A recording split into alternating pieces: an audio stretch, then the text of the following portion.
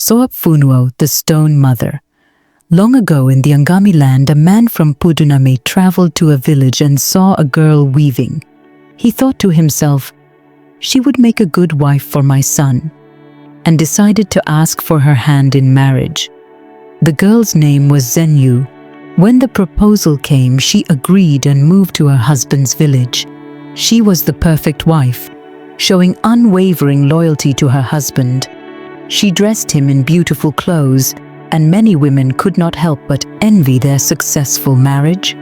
Some of them would often urge her husband to leave his wife. As time went by, Zenyu was blessed with a child. Villagers from her paternal side would often visit her saying, "We visited our host Sopu," or "She is our host Sopo." Because of this, she came to be known as Sopo. However, her husband began to mistreat her. One day, after working with his peers, he came home and forced her to leave the house. Deeply hurt by her husband's actions, Zenyu said nothing to disturb his relatives or neighbors.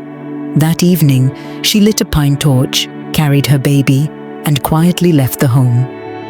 One day, Zenyu's father, worried about her long absence, decided to travel to Puduname to visit his daughter.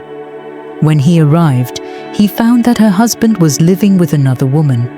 The father began to inquire about his daughter. Her husband said, "We had an argument and she left. Afterward, I saw her torch reach a certain spot and thought she had gone to your village." The father went to the spot her husband mentioned. While searching for her, he found a dead body with its head turning into stone. Disturbed by this sight, he returned home. That night, his daughter appeared to him in a dream and said, "Father, if I turn into wood, I will rot, but I will turn into stone and lie down in our village." He understood that the body he saw earlier was hers.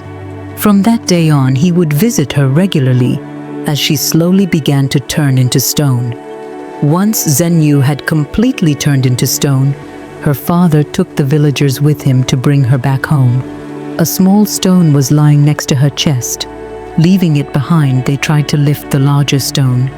As they did, a huge storm suddenly shook the men, and they could not move. The villagers wondered if they had made a mistake. After discussing among themselves, they realized that they might have left her child behind. They took the small stone and placed it in front of the larger one. As soon as they did, the storm cleared, the skies brightened, and they were able to easily lift the stones and bring them back to the village. The elders of the village say that on her way back home, a spirit called Tero struck Zenyu. The exact spot of her injury is still unknown, but she walked until she reached a place called Yak, a land under Fatum. Unable to go any further, she died there, with her child crying nearby. Since the child was still breastfeeding, it is believed that, while trying to feed, the child was injured by the mother's ribcage and died.